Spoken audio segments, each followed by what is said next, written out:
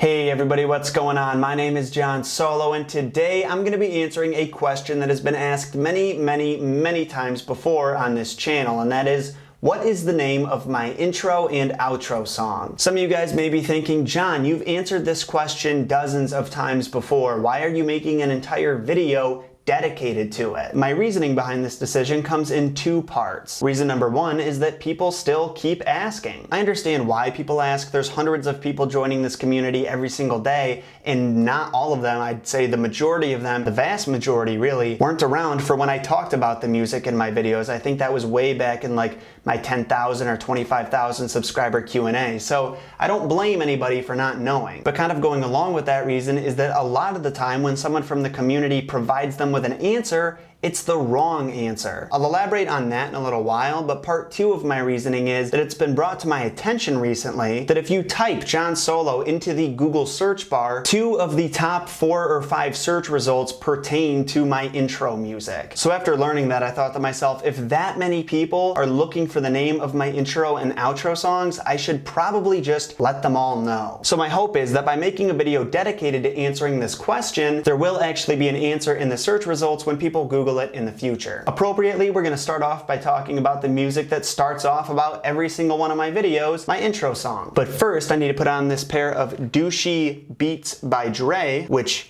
no, are not the sponsors of this video, but instead just a set of free headphones I got for free when I got my new computer from Apple. Because I'm not the type of person to spend $300 on a pair of pretty mediocre headphones. Anyways, the intro song. Contrary to popular belief, the intro song is not the same as the outro song. Though they do sound like they could be a part of the same song and have similar instruments used in both, they are totally separate, independent sound bites. I want to put an emphasis on the word soundbite because just like the outro song, the intro song is not a song at all. Instead, it's just a sound effect from iMovie, and I'll show you exactly where you can find it. So obviously you have to have a Mac to do this, although I'm sure there's plenty of sites out there where you can download the little bite on its own because it's royalty free. But for Mac users, here's where you can find it. First, you have to open up iMovie here.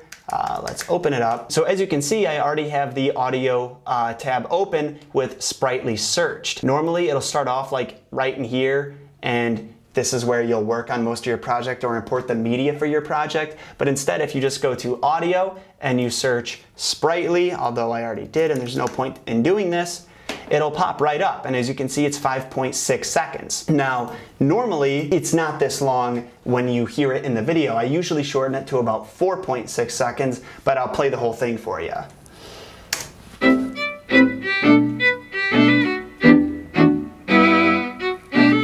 Yeah, that is the entire thing. So, if you have iMovie, you have access to it already, and if you don't, just go ahead and find a site where you can download it because the internet's a thing. So now let's move on to the outro song. Contrary to popular belief, the outro song is not Rant by Bo Burnham, and it's definitely not Believe Me by Fort Minor. I will admit that the reason that I use the violin strings is because of Bo Burnham, because I've always kind of been a Bo Burnham fanboy, and in one of his songs, the song I just mentioned, Rant, right before he performs it, he says, I was surrounded by Catholicism at a very young age, and I spent 20 minutes in Garageband, and this is the product of that. And when I heard that, this was like 6 years ago, by the way, when I heard that, I should just take these off because I look like a bigger douche than usual. When I heard that, I was like, oh my God, Garageband. I have Garageband, I'm gonna go try and look for this. Lo and behold, it was right there. The downside of this though, is that it no longer is on Garageband. Don't ask me why, but despite having literally 84 different sets of orchestra string loops,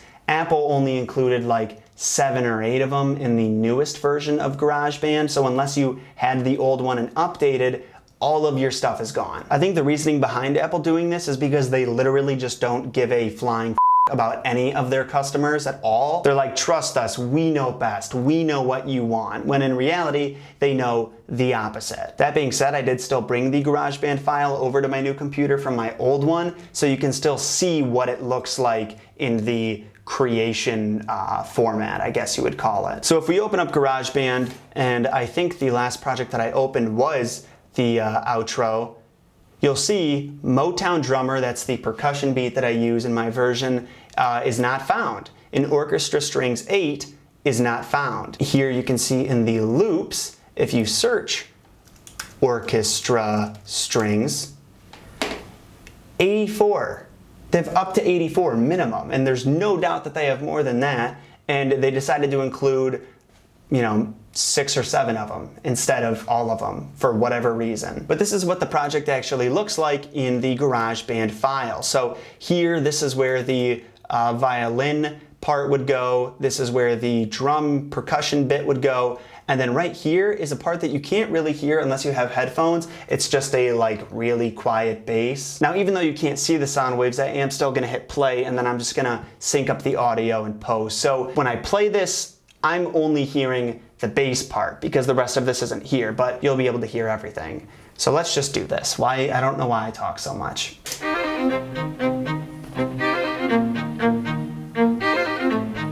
So here we have the first loop, and then after that it just does drums and bass, and it goes for about 45 seconds, I want to say. Yeah, so it goes for about 40 seconds total, and you guys only ever hear the first 15.8 seconds. But yeah, that is literally it. That is all that you need to know about my intro and outro. Actually, I do want to add just like the sprightly sound effect. I'm sure that you could Google Orchestra Strings 8 download and you could import it into GarageBand, because like Sprightly also, it's royalty free and anybody can use it. So now back to the closing outro bit. Thank you guys so much for watching. I really hope you enjoyed this video. I hope you appreciate me finally answering the question for everyone all at once. And if there is anything that you want to do in return, maybe, if somebody asks in the comment section in the future, direct them to this video and just say, he already answered that, check out the video on his channel. Or say, Google it and his video will pop up or something like that. Because I can't possibly answer every single person who asks. It's just literally impossible. And then also, in addition to that, if you really want to show your appreciation, if you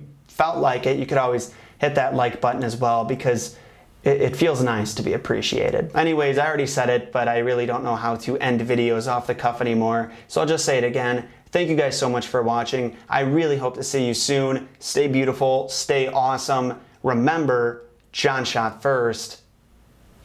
And that's supposed to be my last line.